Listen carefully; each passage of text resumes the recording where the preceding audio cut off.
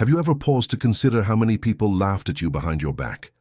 How many times you heard a joke, a malicious comment, a look of contempt, and swallowed it in silence? I know you know what I am talking about, because that wound has not healed. It still burns. And I am going to tell you something now that perhaps no one has ever told you with such clarity. Those who mocked your image will taste their own poison. It is not vengeance. It is not hatred. It is spiritual law. And it is happening right now as you watch this video. If you are a person who has gone through humiliation, who was despised, who was treated as inferior, this video is for you. Because today I will show you, based on the Bible and facts that you will recognize in your own life, that God has already begun to turn the game in your favor. And those who doubted you will be forced to recognize who you truly are. Stay with me until the end, because what I will reveal in the next few minutes will change the way you view everything that has happened to you up to this point. Let me ask you something. Have you noticed that the people who mocked you the most were precisely those who were close? It was not the stranger on the street. It was the brother-in-law at the Sunday lunch table. It was the neighbor who smiled to your face and spoke ill in the WhatsApp group. It was that co-worker who made little jokes every time you tried something different. And worse, often it was people from your own family.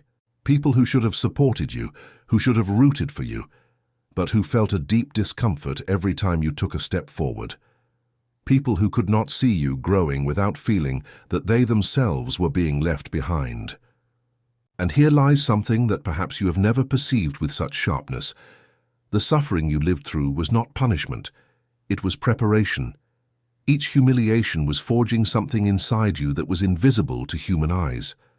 While they laughed, God was molding you. While they bet against you, heaven had already decided in your favor.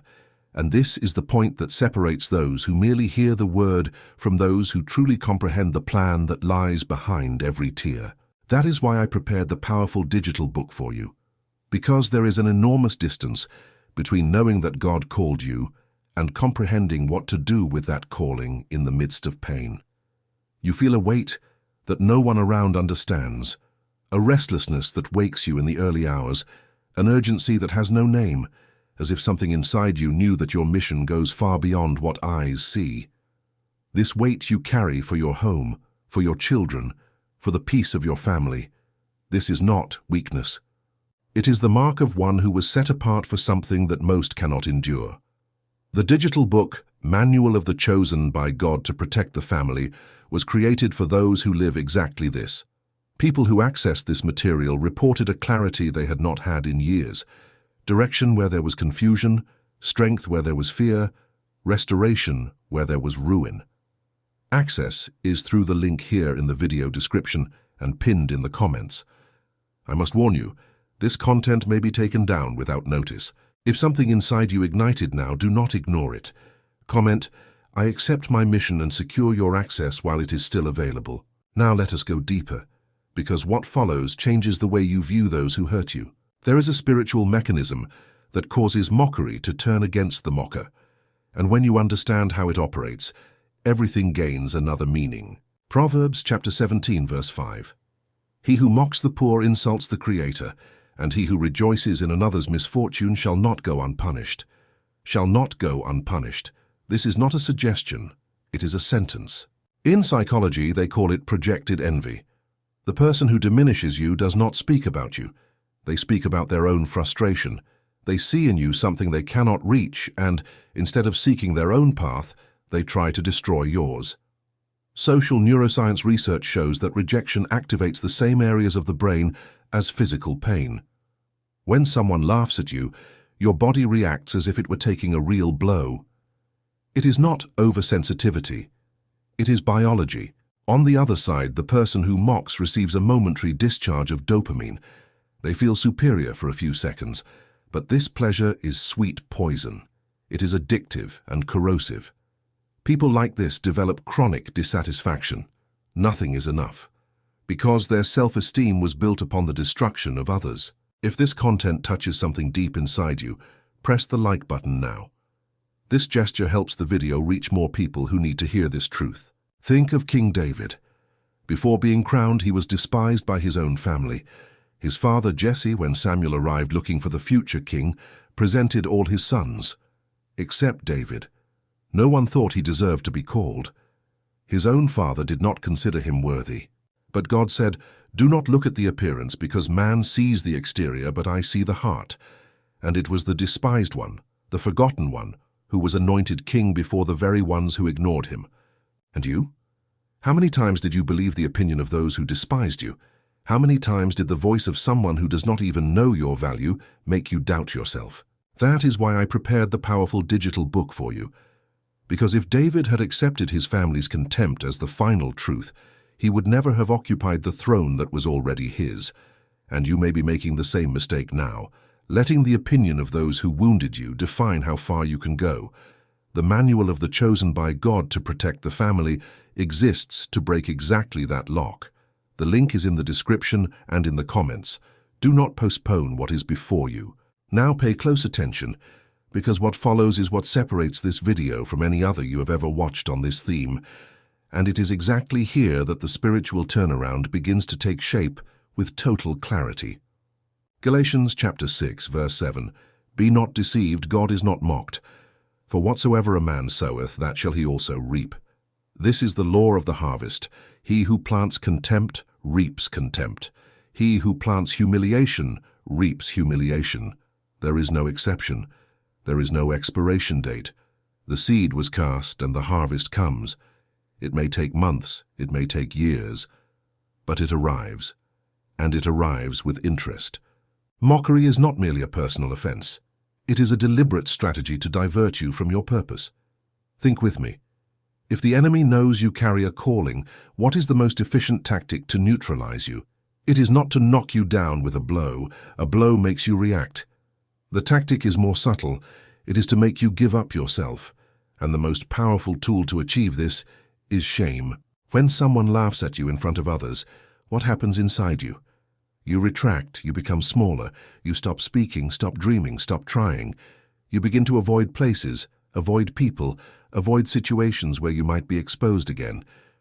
Mockery functions as a weapon of spiritual warfare, disguised as a barroom joke, a barbecue jest, a comment thrown into the Saturday night circle. And it works. It works because shame is one of the most paralyzing emotions a human being can experience. Social psychology researchers have demonstrated that shame activates a freeze response in the nervous system. It is neither fight nor flight. It is total paralysis.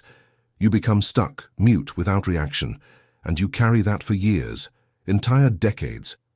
I know people who at 55 years old still remember with exactness the phrase they heard at 22. The wound was never treated. It was only pushed under the rug of routine.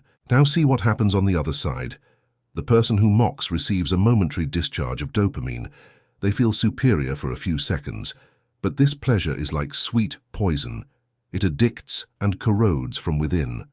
People who cultivate the habit of diminishing others develop a pattern of chronic dissatisfaction. Nothing is enough. No personal achievement is sufficient, because their self-esteem was built upon the destruction of others. And when that foundation crumbles, and it always crumbles, what remains is a void that no laughter can fill. But here is the truth that changes everything.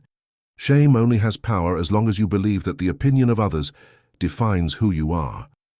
When you understand, truly, in the deepest root of the soul, that your identity was defined by the Creator before you were born, and not by creatures who hardly know themselves, shame loses its throne. It may knock at the door, but it no longer enters, because he who dwells within you is infinitely greater than any voice that tries to diminish you from the outside.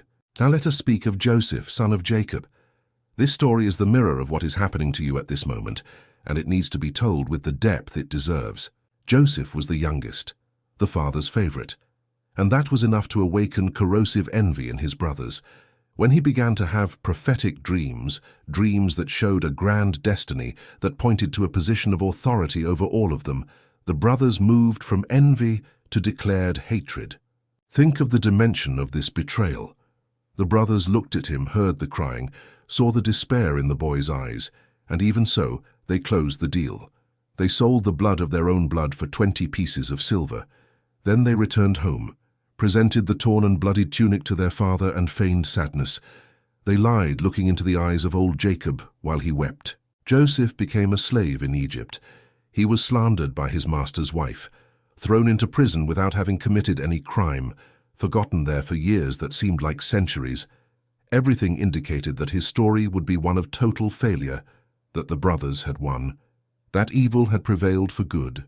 But God had a plan that no envious brother, no slander, no prison cell could stop.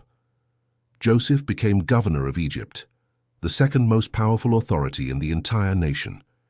And when famine devastated the land, the same brothers came to beg for food on their knees, bowed before the one they tried to destroy, without recognizing the face of the boy they sold.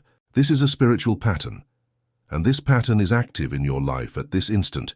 The people who threw you into the pit are about to discover that you were a seed, and a buried seed does not die. It germinates, it breaks the ground, it bears fruit that feeds multitudes. Subscribe to the channel now if this message is resonating inside you. Activate the bell so you do not miss any revelation, because what follows is the most transformative point of this video. That is why I prepared the powerful digital book for you. Because just as Joseph needed more than human strength to transform the prison into a palace, you need more than goodwill to leave the cycle of pain where you have lived. Joseph's story only turned because he remained connected to the purpose, even when all evidence screamed that there was no way out. And this is exactly the point where most people get stuck. They know they were called. They feel the weight of responsibility for the family, for the home, for the children, but they do not find the concrete path to transform that calling into real protection, into real authority, into real change. The manual of the chosen by God to protect the family was built to fill this void. Those who have already accessed it report a transformation that surpasses understanding. Relationships that seemed destroyed were restored. Fears that paralyzed for decades were replaced by a spiritual authority they did not even know they possessed. The link is in the description and pinned in the comments. If Joseph's story touched something inside you now, if you saw yourself inside that pit, know that the next chapter of your life depends on the step you take today. This material may go offline at any moment. Access it now. Now let us speak about what I call the reverse exposure. Pay close attention to this concept because it will illuminate situations you have already lived and could never fully understand. You know when someone tries to expose you, to ridicule you, to tarnish your image before others. What that person does not know, and this is the fatal error that will cost them dearly, is that they are activating a spiritual mechanism that will expose precisely who they truly are. Lucas chapter 8 verse 17 confirms this definitively. For nothing is secret that shall not be made manifest, neither anything hid that shall not be known and come abroad. This happens all the time throughout all of Brazil, in thousands of families, in thousands of work environments, in thousands of churches. The neighbor who spread lies about you is suddenly caught in a shameful situation that he himself tried to hide for years. The boss who humiliated you in front of the whole team is fired for incompetence or for misconduct that no one imagined. The relative who mocked your faith, your work, your choices, loses their own job and their own peace of mind. The person who tried to destroy your marriage with gossip and intrigue sees their own relationship crumble in public, before everyone they tried to impress. You have seen this happen, have you not? You have witnessed someone reaping exactly what they planted against you, because when someone attacks an anointed one of God, that person is not fighting against flesh and blood. They are entering a spiritual war. They have no condition of winning. And the defeat does not come from the outside, it comes from within themselves. It is their own conscience that begins to crumble. Psalm 105 verse 15 commands categorically, "Touch not mine anointed, and do my prophets no harm." This is not advice. It is not a recommendation. It is a direct order from the Most High. And he who disobeys an order from the Creator of the universe does not choose when or how the consequence arrives.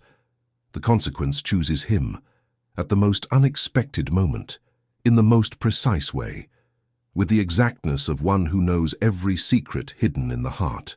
Perhaps you are already seeing this unfold around you at this very moment.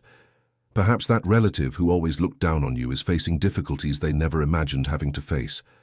Perhaps that colleague who laughed at your ideas is today stagnant, lost, aimless, while you are here, standing, seeking growth, seeking understanding, seeking transformation. This is not chance. It is not luck or bad luck. It is the law of sowing operating with the precision of a divine clock that is never late. Now I need to tell you something that might be uncomfortable at first, but it needs to be said, because without this peace, nothing I have said so far will function in the fullness that God prepared for you. The next level of your turnaround requires something of you, and that something may seem unfair when we remember the face of the one who wounded us, the voice of the one who humiliated us, the smile of the one who mocked. I am talking about forgiveness. I know that word burns in the mouth when we pronounce it, remembering what we lived. It seems like I am asking you to let everything they did go cheaply. But listen carefully. To forgive is not to say that it did not hurt. To forgive is not to pretend that everything is fine. To forgive is to tear from your chest with your own spiritual hands the poison that the other person injected into you. Because while you carry the resentment, the one who becomes ill is you. The one who develops anxiety is you. The one who somatizes the pain in the body is you. The other person follows their life normally. They eat, sleep, laugh, travel, post smiling photos on social media as if nothing had happened. The one who loses sleep is you. The one who wakes with a tightness in the chest at 3 a.m. is you. The one who feels bitterness every time they remember the scene is you. Forgiveness is not a gift for the one who hurt you. It is the key that opens the cell where you locked yourself without realizing it. And until that key turns, the doors that God wants to open in your life will remain locked. And there is more. Forgiveness unlocks blessings that have been withheld for years. Mark chapter 11 verses 24 and 25 say with absolute clarity that when you pray, if you have anything against anyone, forgive first, so that the Father who is in heaven may also forgive your trespasses. Perceive the spiritual mechanism. Prayer has immense power, but resentment functions as a steel padlock locking the door between you and heaven. You ask, cry out, fast, weep, kneel, and you feel that nothing changes, that heaven seems closed, that the doors remain locked, that the answer does not come. Perhaps, and I say this with all respect and all care, perhaps the answer you wait for so much is trapped behind a grudge that you have not yet let go. Not through your own fault, but because no one taught you that forgiveness is not a feeling that appears when we feel ready. It is a spiritual decision that is taken with firmness, even when the heart still bleeds, even when the memory still burns. And it is exactly in this courageous decision that true power manifests. I'm not saying it is easy, it is not. To forgive someone who humiliated you in front of others, who said to your face that you would never be anything, who mocked your dream when you finally gathered the courage to share it, who laughed at you at the moment you most needed support. This requires a strength that is not born of the flesh. It is not born of reason. It is not born of therapy alone. It comes from the Spirit. It comes from a source that does not dry up, that does not fail, that does not depend on your circumstances. And it is exactly for this reason that this process cannot be conducted on impulse, on raw emotion, in the heat of the grudge. It needs direction. It needs foundation. It needs a path that conducts you step by step without letting you fall in the middle of the crossing. Now let us go to the most powerful and most beautiful point of this entire message, the turnaround. Have you heard the expression, the comeback? In Brazil, we grow up hearing this everywhere, from grandmothers, mothers, pastors, friends. But I am going to show you that the turn God prepares is not over the top. It is from within. First, He transforms who you are in the innermost part of your being. He changes your way of thinking, of feeling, of reacting, of positioning yourself. Then, and only then, at the right time, the world around is forced to change the way it views you. You do not need to prove anything to anyone. You do not need to make a speech. You do not need to confront. It is God who makes the proof reach the right people at the right moment in the way He determines, without you needing to open your mouth. That person who looked at you with pity will look at you with admiration. That relative who bet against you will swallow hard when they see you prosper in areas they did not even know existed. That group that laughed behind your back will remain in respectful silence when your name is mentioned in a conversation circle. And the most impressive thing of all, you will not feel pleasure in anyone's fall. Because when God makes the true turnaround, the turnaround that does not go back, He has already transformed your heart to the point that vengeance has completely lost its flavor. You will look back and, in place of the bitterness that consumed you, you will feel a deep and inexplicable gratitude. Because it was the entire journey, including the pain, including the tears, including the sleepless nights, including the pit where they threw you, that brought you to where you are now.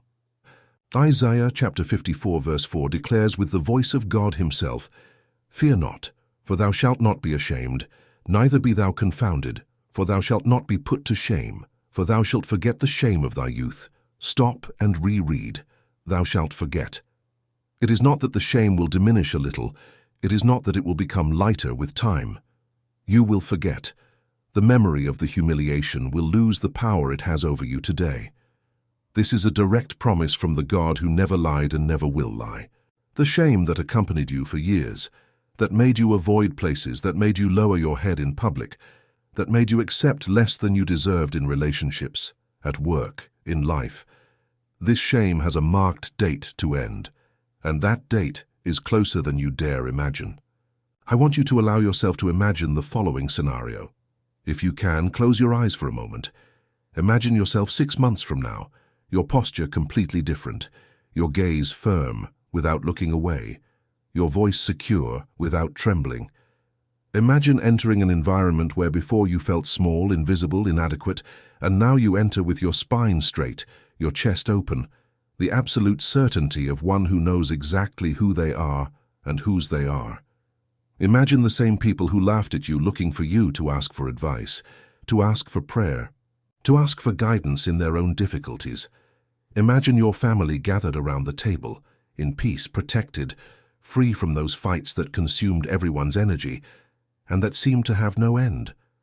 Imagine laying your head on the pillow at night and sleeping deeply, without that anguish that tightened your chest in the early hours, without that nameless fear that robbed your rest and left you exhausted even before the day began. This is not fantasy. It is prophecy materializing in your life.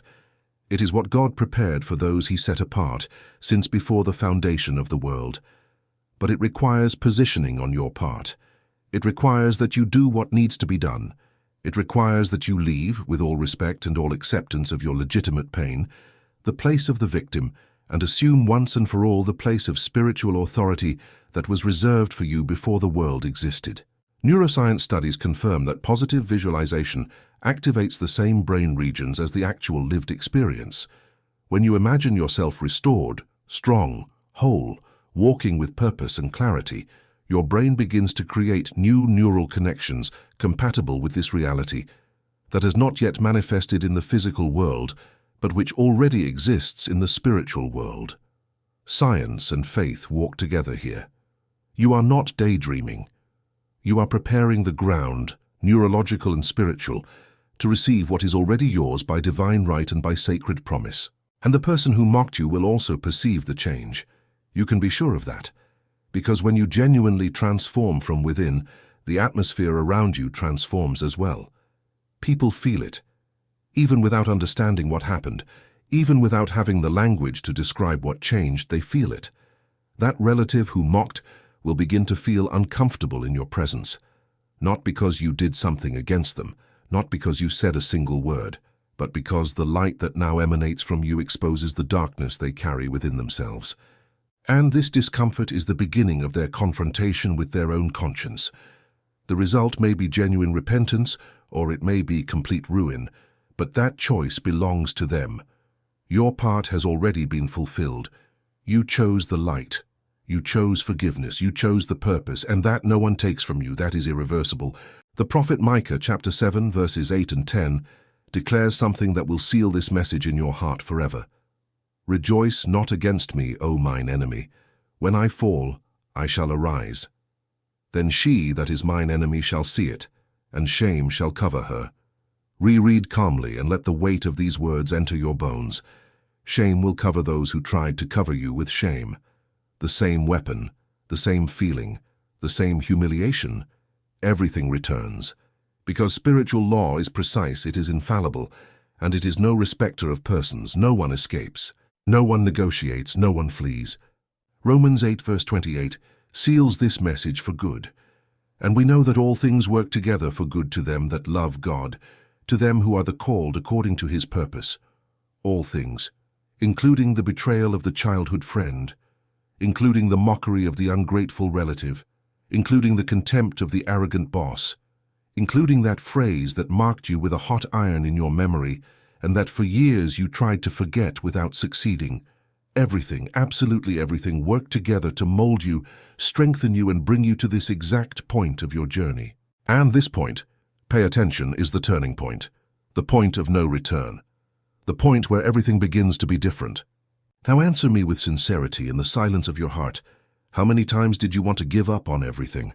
How many nights did you stay awake looking at the ceiling, asking God why life was so hard, why so much suffering if you always tried to do the right thing? If you always tried to live with honesty and with faith? How many times did you look in the mirror and no longer recognize the person who was there, tired, aged before their time by pain, with dark circles of one who has not slept in peace for months, perhaps years?